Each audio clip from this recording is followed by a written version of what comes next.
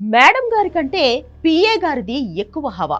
మంత్రి గారిని ఎవరు కలవాలి, ఎప్పుడు కలవాలి, ఎక్కడ కలవాలి, ఎవరెంత కమిషన్ తీసుకురావాలి, ఇలా ఎన్నో విషయాల్లో అసలు మంత్రి గారి ప్రమేయం లేకుండానే పిఏ గారి డామినేషన్ ఉంటుంది.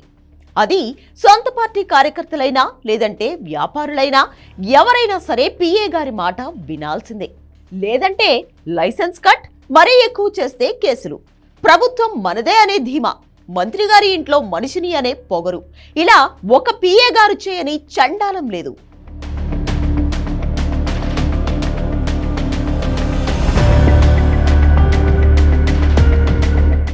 ఆ పిఏ గారు ఎవరో మీకు ఇప్పటికే క్లారిటీ వచ్చి ఉంటుంది.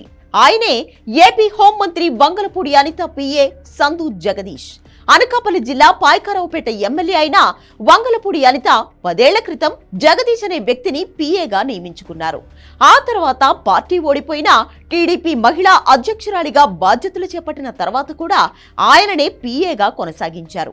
ఇప్పుడు కూటమి ప్రభుత్వంలో మంత్రి అయిన తర్వాత కూడా అతనికే పిఏ బాధ్యతలు అప్పగించారు.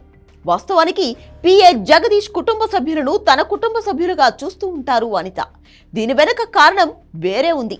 తన భర్తతో దూరంగా ఉంటున్న మంత్రి అనిత తన పిల్లల విషయంలో సమయం కేటాయించలేక పిఏ జగదీష్ ను, అతని భార్యను తన ఇంట్లో మనుషులుగా చూసుకుంటూ వచ్చారు. మంత్రి గతంలో ఎక్కడికైనా పర్యటనలకు వెళ్లినా, ఏదైనా సభలు సమావేశాలు ఉన్నా సరే పిల్లల బాధ్యతను జగదీష్ అలాగే అతని భార్య చూసుకునేవారు. అనిత షెడ్యూల్ సహా అనేక విషయాలను జగదీష్ చూసుకుంటే పిల్లల బాధ్యతను అతని భార్య చక్కబెట్టేవారు. పిల్లల విషయంలో జగదీష్ భార్య చాలా జాగ్రత్తగా ఉండడంతో అతనిని పక్కన పెట్టేందుకు ఆసక్తి చూపించలేదు అనిత.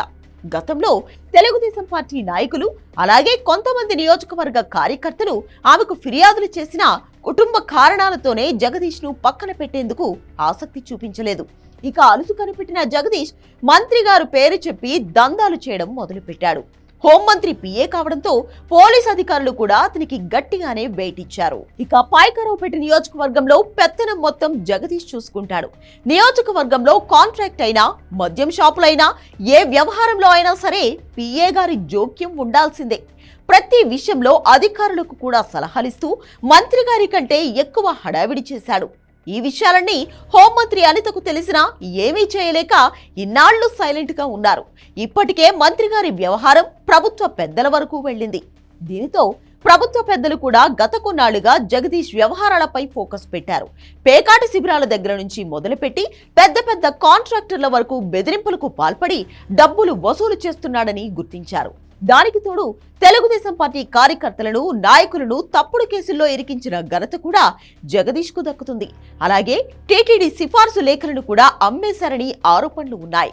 ఉద్యోగుల బదిలీలో జోక్యం చేసుకుని లక్షలు కూడబెట్టాడని టీడీపీ కార్యకర్తలే ఆరోపణలు చేస్తూ ఉంటారు. ఇక బెదిరింపులో జగదీష్ స్టైల్ వేరే ఉంటుంది. లెక్కలేనితనంగా ఉంటూ ఏం చేసుకుంటారో చేసుకోండి అంటూ తన డామినేషన్ చూపిస్తూ ఉంటాడు. నియోజకవర్గంలో పేకాట శిబిరాలను కనుసైగలతో శాసిస్తూ ఉంటాడు జగదీష్. ఇక ఇది మరింత పెద్దది కావడం, ప్రభుత్వానికి కూడా చెడ్డ పేరు వచ్చే అవకాశం ఉండడంతో ప్రభుత్వ పెద్దలు జాగ్రత్తలు తీసుకున్నారు. వెంటనే జగదీష్ ను ఆ బాధ్యతల నుంచి పక్కన పెట్టారు. ఇదే సందర్భంగా హోంమంత్రి అనితకు కూడా ప్రభుత్వ పెద్దల నుంచి వార్నింగ్ వెళ్ళింది. ఇన్నాళ్ల నుంచి వ్యవహారం జరుగుతుంటే అతన్ని పక్కన పెట్టాల్సింది పోయి వ్యక్తిగత విషయాలతో ఎందుకు ప్రోత్సహించారని మంత్రిపై సీరియస్ అయ్యారట.